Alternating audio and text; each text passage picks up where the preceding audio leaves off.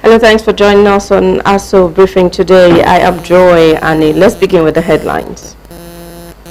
President Bola Tinubu to confer national honors and selected lawmakers to mark Democracy Day celebration. Vice President Kashim Shettima commissions power project at Borno State University to boost electricity supply. Of course, Minister of Solid Minerals Development, Dr. Lake Partners Australia, launches capacity building program for professional miners. You're watching Aso Briefing. Watch us live on DSTV channel 392, also on StarTimes TV channel 127 and Free TV channel 507. We go ahead with details of all our stories. Now, President Bola Tinubu will on June 12 confer national honors on selected lawmakers in commemoration of Democracy Day. This was contained in a statement by the House spokesman Akin Rotimi Jr. in Abuja. Recall that the leadership and members of the House of Representatives will participate in a special joint sitting on the National Assembly on June 12. Rotimi urged Nigerians to embrace the spirit of Democracy Day as a time for reflection, renewed patriotism and commitment to building a more inclusive, prosperous and united nation. Meanwhile, federal government has set Thursday, 12th June 2025 as public holiday to commemorate Nigeria's Democracy Day. The Honorable Minister of Interior, Olubunmi Tunji-Ojo, who made the declaration on behalf of the federal government, congratulated Nigerians on this occasion of 26 years of an uninterrupted civil rule. This was contained in a statement signed by the Permanent Secretary of the Interior Ministry, Magdalena Jani, and released on Sunday, noting that democracy is sustained with open doors for further improvement. The Honorable Minister reiterated the commitment of the renewed hope government of President Bola Ahmed Tinubu to the universal value of democracy that is based on freely expressed will of the people in determining Nigeria's political, economic, social and cultural system. And President Bola Ahmed Tinubu yesterday received in audience Governor of Lagos State, Governor Babajide Sanwo-Olu, alongside the Governor's Advisory Council at his Bodilon residence in the Ikori area of the state. Governor Sanwo-Olu was with Governor's Advisory Council of the All Progressives Congress, who met with the president to pay Salah homage. In an interview with newsmen after the meeting, Governor Sanwo-Olu dismissed the rumor rift with the president, describing him as his father and leader. He also said that it comes in an interview with newsmen. He said that Governor Sanwo-Olu said he's grateful that President Tinubu gave them the audience to say hello to him. This comes as a drench to the perceived rift rumor between the president and governor of Lagos State, especially after the controversial removal of Mudashiru Obasa as Lagos Speaker and his eventual reinstatement.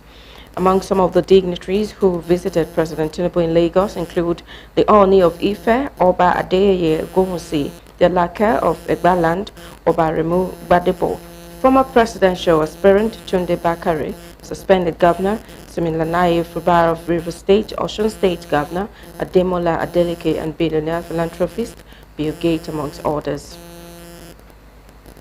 Now, Vice President Kashim Shettima on Sunday commissioned a major national integrated power project at Borno State University, Maiduguri, aimed at improving electricity access for the institution and surrounding communities. The project falls under the Distribution Intervention Project Initiatives and is expected to significantly boost power supply in the area. Speaking at the inauguration, Vice President Shettima said the project aligns with President Bola Tinubu's renewed hope agenda, which prioritizes infrastructure development and economic revitalization across the country. Governor Babagana Zulum of Borno State expressed gratitude for the project is describing it as a timely intervention in addressing persistent low-voltage challenges in Maiduguri. Managing Director of the NDPHC, Ms. Jennifer Adigije, reiterated the company's commitment to support the federal government energy goals, affirming it as the second distribution project inaugurated in Borno State, and 2 more, she said, are expected before the end of the year.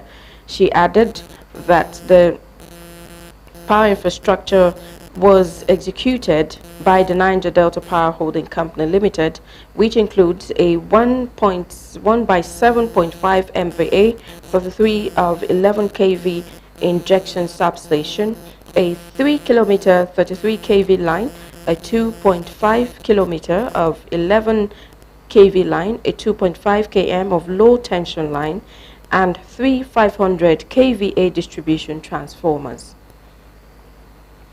Now, still in Borno State, the VP further inaugurated a 375 tractors refurbished by the National Agency for Science and Engineering Infrastructure, NASENI, under the National Asset Restoration Program.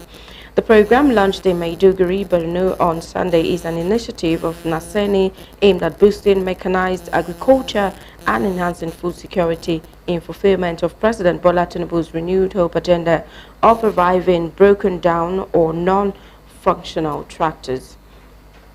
Each tractor has been comprehensively rehabilitated and including mechanical, electrical, hydraulic and structural upgrades, making them ready for immediate deployment across farming communities. While inaugurating the program at the Borno State Agriculture Mechanization, the Bossaman Farm Center, Shetima said, for so long, Nigeria has been profiled as a nation with poor maintenance culture.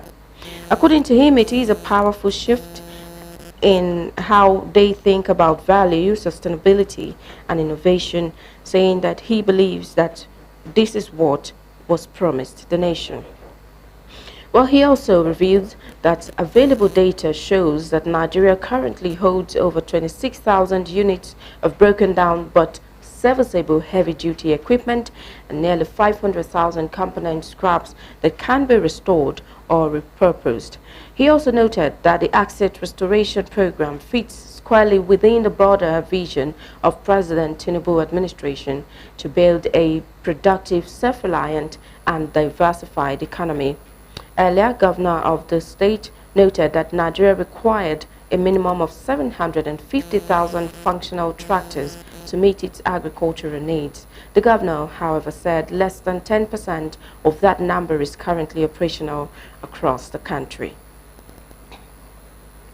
Now, back in the FCT, the Aguma of Gwagwalada, Alhaji Muhammadu Magaji, has defended FCT Minister Barrister Nyesom Wike against critics, citing the minister's notable achievement in the nation's capital.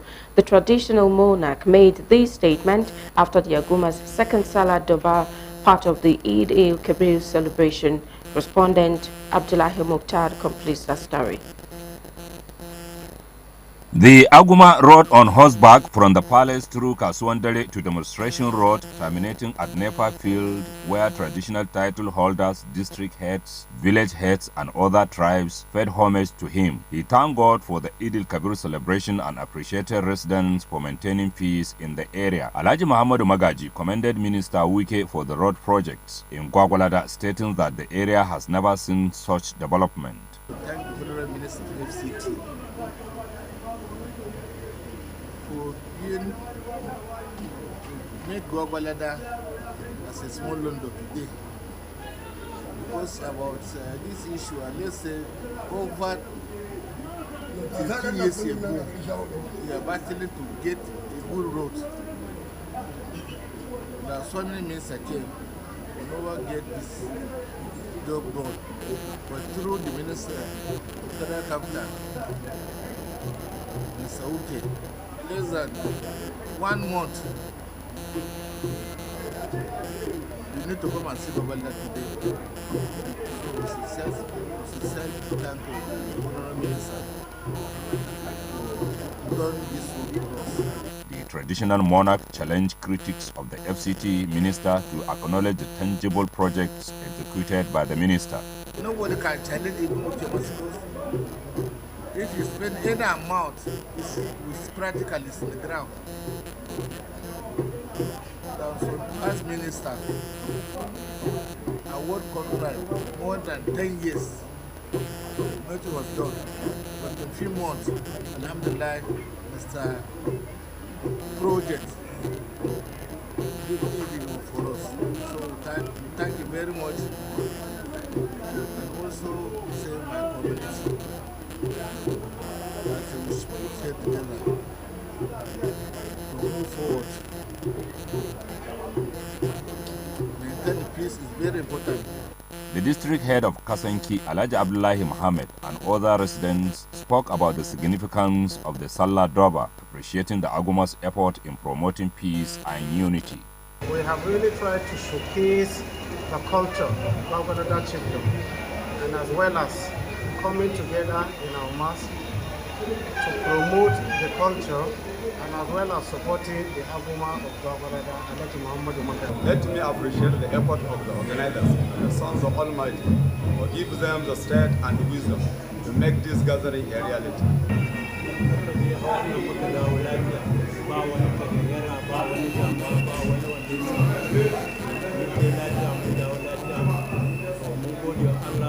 The occasion featured a colorful display of Basa cultural activities with musical interludes.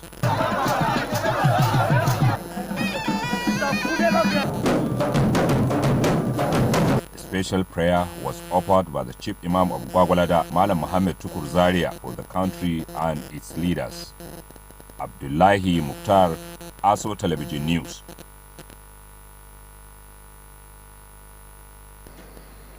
Now, Nushafa community in Bari, Abuja benefits from the Minister of the Federal Capital Territory, Barrister Nyesom Wike's effort to improve infrastructure. One key project delivered to them is a road construction that forms part of a comprehensive urban development plan designed to alleviate traffic congestion and enhance connectivity across the nation's capital. Here is a report as presented from our studio. Welcome to Ushafa, a community in the Buari Area Council of the Federal Capital Territory.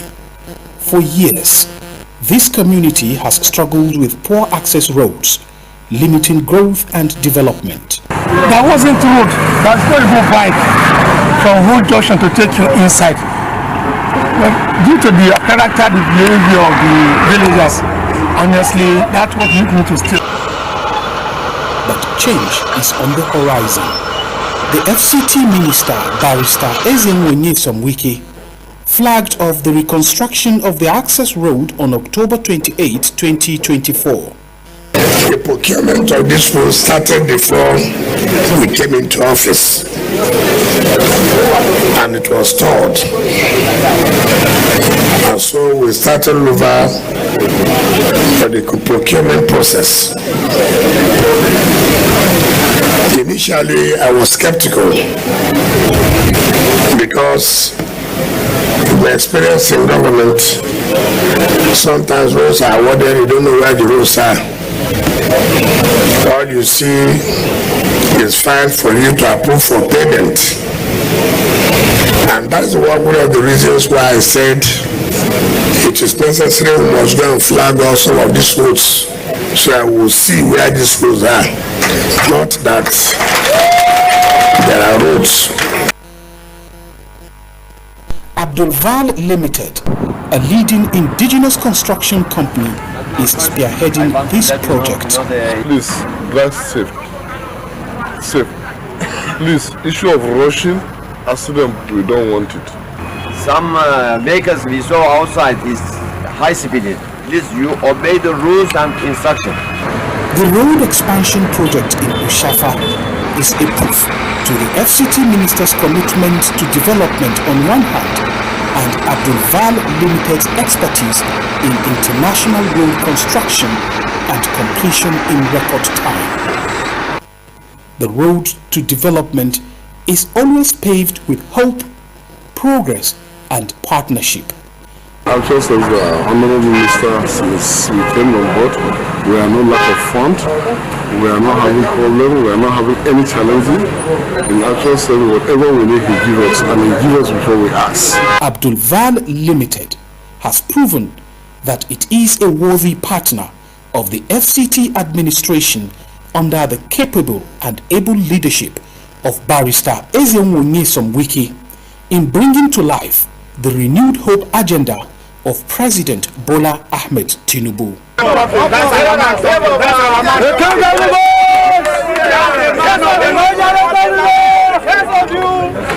The road project, when completed, is expected to have a significant impact on the community's economy, social life, and general well-being.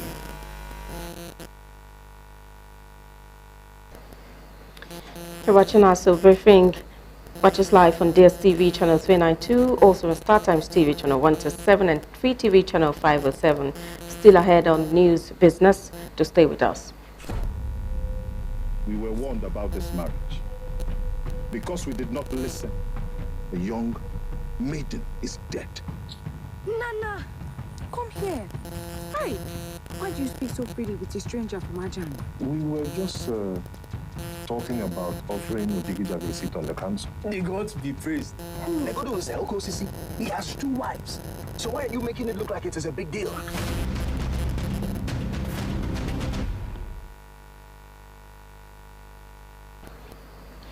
Many thanks for staying there. Now, former Minister of State for Mines and Steel Development, Dr. Uche Oga, has promised to join forces with the Deputy Speaker of the House of Representatives, Mr. Benjamin Kalu, in supporting President Bola Ahmed Tinubu's 2027 re-election bid. The ex-minister made the promise while paying the Deputy Speaker a visit at the Renewed Hope Partners, the RHP office in Umuahia. Dr. Oga, who is also the chairman of the Master Energy Oil, applauded the Deputy Speaker for his legislative legacies, especially in sponsoring the bill that established the Southeast Development Commission, SEDEC. He urged the Deputy Speaker not to relent in championing the cause of Ndibo. In his remark, the Deputy Speaker welcomed the former minister's decision to join hands with him to support the president in 2027 and said plans are underway to showcase the president's achievement across the Southeast region. The collaboration between the ex-minister and the Deputy Speaker, according to a statement by Chief Press Secretary to the Deputy Speaker, Mr. Livinus Nwabuigo, is seen by many as a strategic move to strengthening support for President Tinubu's agenda in Abia State and the Southeast region. Away to health now. The Institute of Human Virology Nigeria, IHVN, in collaboration with Inform Africa, had a strategic meeting with key federal government agencies to tackle pressing public health challenges related to pandemics. The engagement meeting, which was held in Suleja, Niger State, aimed to develop population-scale data streams as a foundational element for enhancing future pandemic preparedness. Elizabeth Kasham has more on that. Speaking to newsmen during the meeting, the Executive Director, Research Center for Excellence, IHVN, Professor Alashe Abimuku, expressed concern over the underutilization of data addressing public health challenges, pointing out that effective data implementation is crucial not only for tackling health issues, but for guiding the nations towards sustainable development. Talked much among ourselves on data utilization. We collect it, but what do we do with it?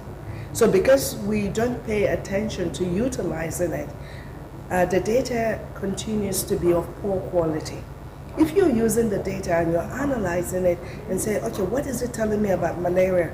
What is it telling me about diarrhea or meningitis? What communities are vulnerable, and why are they vulnerable? What are they doing that is putting them at risk? And you're looking at the data, and the data is telling you.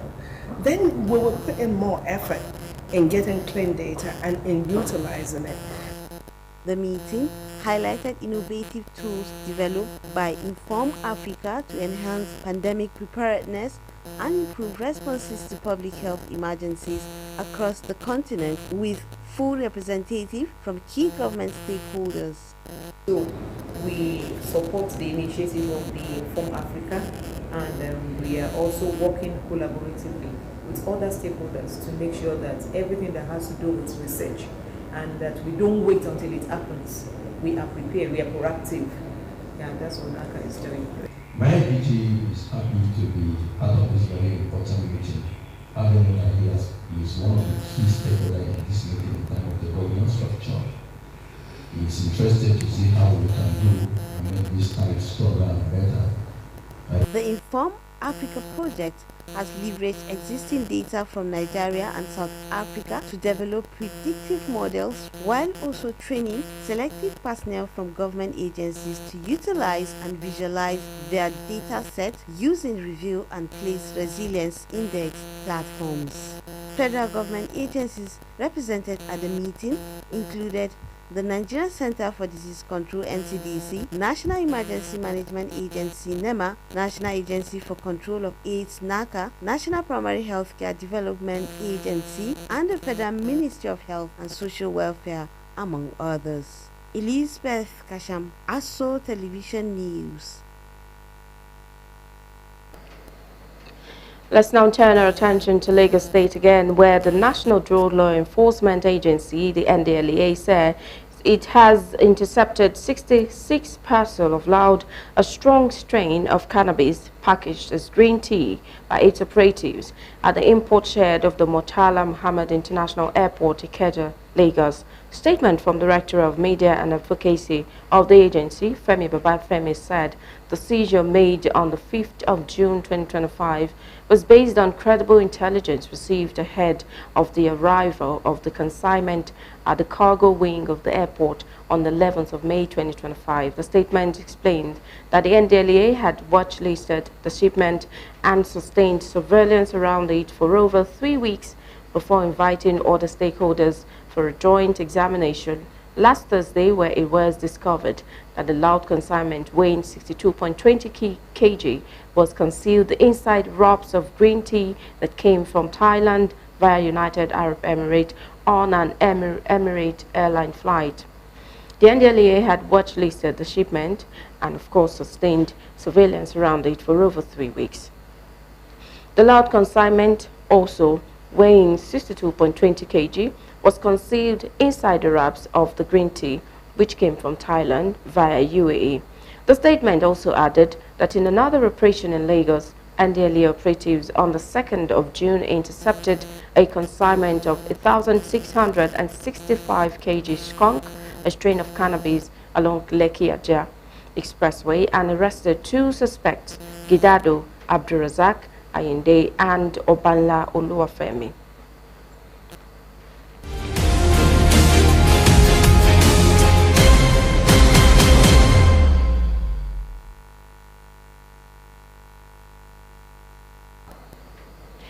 Minister of Solid Minerals Development, Dr. Dele Alake, has officially launched a capacity-building program for Nigerian mining professionals at Murdoch University, Australia.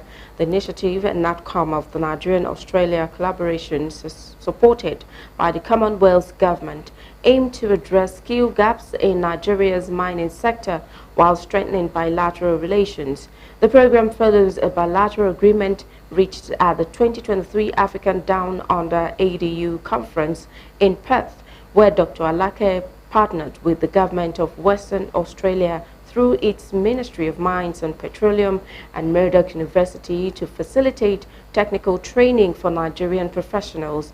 With strong backing from the Australian High Commission in Nigeria, the collaboration has now produced its first major milestone, a 2-week pilot training involving 11 Nigerian participants.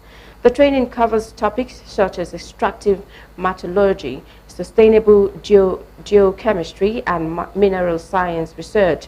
Participants will also embark on field trips and engage with industry experts on mining trends, investment opportunities, and sustainability challenges.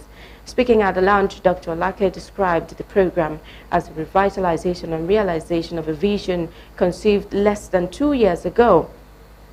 He urged the participants to be worthy ambassadors of Nigeria, using the training to boost technical capacity and support evidence-based policymaking in the industry. Welcoming the Nigerian delegation, Murdoch University Vice-Chancellor Professor Andrew Dix emphasized the importance of global capacity building in the resource center. According to him, the exchange program aligns with the university's mission to promote ethical, sustainability, and inclusive engagement through impactful education and research.